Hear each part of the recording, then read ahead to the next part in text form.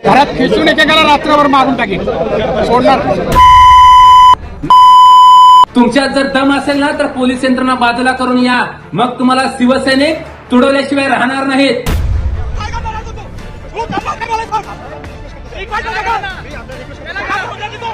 ए नारायण राणे, निलेश राण्या, काय रे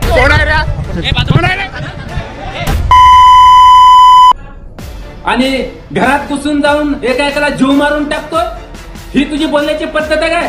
अरे मग बाकीच्यांचा हात कुठं गेलेत का? हे नारायण राणे आणि निलेश राण्या, माजलेल्या बोकडानो,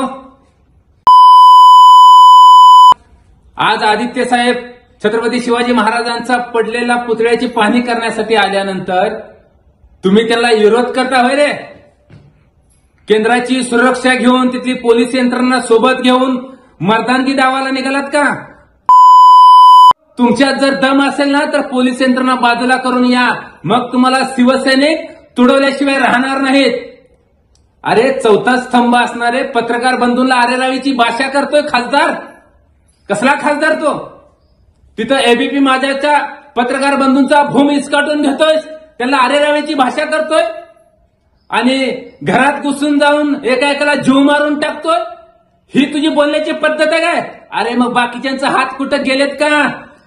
तुला खरं तर छत्रपती शिवाजी महाराज जर असते तर पहिल्यांदा तुझ्यासारख्या जातीवादी माणसाचं हात कलम केलं असतं. तू तिथल्या पोलीस यंत्रणेसमोर, एसपीच्या समोर जीव मारून, घरात घुसून जीव मारण्याची धमकी देतोय. काय करते तिथली पोलीस यंत्रणा? कुणाच्या दबावाखाली काम करते? मला या माध्यमातून एसपीला सांगायचं, एसपी साहेब, अशा भाजपच्या पाळलेल्या कुत्र्याशीला आवर घाला, तत्काळ यांच्यावरती गुन्हे दाखल करा. सरकार भाजपचं आहे, गद्दारांचं आहे म्हणून यांना, गुन्हेगारांना पाठीशी घालू नका.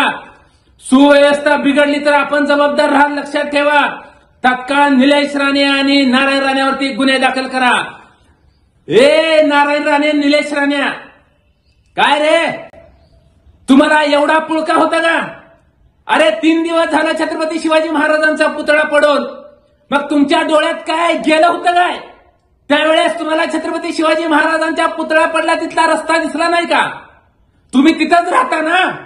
आता लय वळवळ करायला लागलं होतं म्हणून आज तुम्ही तिथं गेलात.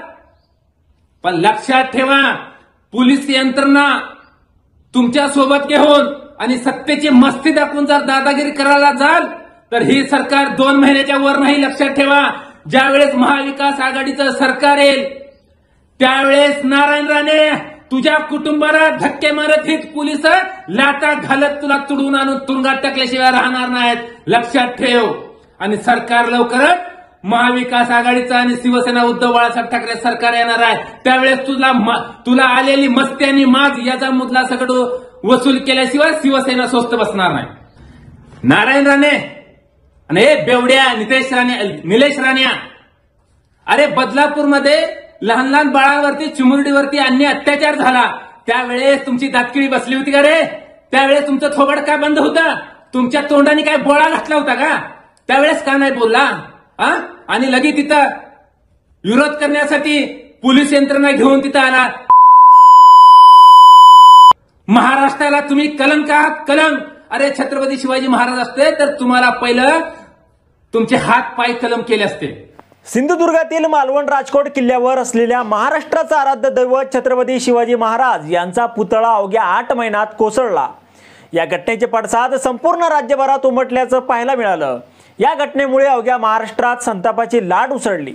राज्यभरात या घटनेच्या पार्श्वभूमीवर आंदोलनं सुरू आहेत. अशातच महाविकास आघाडीकडूनही राजकोट किल्ल्यावर मोर्चाचं आयोजन करण्यात आलं होतं. ठरल्याप्रमाणे महाविकास आघाडीचे नेते त्या ठिकाणी पोहोचले, पण त्यासोबतच महायुतीचे नेते देखील तिथे दाखल झाले. खासदार नारायण राणेंसह माजी खासदार निलेश राणे हे देखील छत्रपती शिवरायांच्या पुतळ्याची पाहणी करण्यासाठी राजकोट किल्ल्यावर पोहोचले. कधी काळी सहकारी असलेले आता एकमेकांचे कट्टर विरोधक असलेले ठाकरे आणि राणे आमने सामने आलेत आणि त्यानंतर काही काळ राजकोट किल्ल्यावर तणावाचं वातावरण पाहायला मिळालं. दोन्ही पक्षांचे कार्यकर्ते आपापसात भिडले। त्यानंतर पोलिसांनी मध्यस्थी करत दोन्ही गटांच्या कार्यकर्त्यांना बाजूला केलं। त्यानंतर महाविकास आघाडीचे नेते किल्ल्याची पाहणी करण्यासाठी निघून गेले। मालवण येथील राजकोट किल्ल्यावर भाजप खासदार नारायण राणे आणि निलेश राणे समर्थकांसह दाखल झाले होते। आणि करून नारायण राणे आणि निलेश राणे समर्थकांसह परत निघालेले असताना महाविकास आघाडीचे पदाधिकारी देखील तिथे दाखल झाले। आदित्य ठाकरे, विनायक राऊत, आमदार वैभव नाईक यावेळी तिथे पोहोचले। शिवसैनिक आणि राणे समर्थक आमने सामने आले होते। या ठिकाणी थोडी बाचाबाची झाली, मात्र पोलिसांनी प्रसंगावधान राखत दोन्ही बाजूंच्या कार्यकर्त्यांना शांत करण्याचा प्रयत्न केला। आम्ही आमच्या भागात आहोत, बाहेरचे येऊन इथे दादागिरी करत असतील, पोलीस त्यांना प्रोटेक्शन देणार असतील तर आम्ही इथून अजिबात हलणार नाही। काय करायचं ते करा, गोळ्या घाला, आम्ही हलणार नाही असे आंडू पांडू आयुष्यभर पाहिले। आम्ही इथून जाणार नाही असा आक्रमक पवित्रा नारायण राणे यांनी घेतला। आता या प्रकरणावर शरद कोळी यांनी नारायण राणे आणि निलेश राणेंना तुफान धुतलं। त्यांच्यावर टीका करताना शरद कोळींची जीभ घसरली। अर्वाच्य भाषेत त्यांनी राणे पिता पुत्रांवर टीका केली आहे। शरद कोळी यांनी राणे पिता पुत्रावर जी भाषा वापरली, जी टीका केली, आता यावर तुम्हाला काय वाटतं? तुमचं मत कमेंट बॉक्समध्ये लिहायला अजिबात विसरू नका। व्हिडिओ आवडला असेल तर जास्तीत जास्त शेअर करा आणि आतापर्यंत मराठी जनता आपण आपल्या या चॅनलला सबस्क्राईब जर केलेलं नसेल तर चॅनलला सबस्क्राईब करा।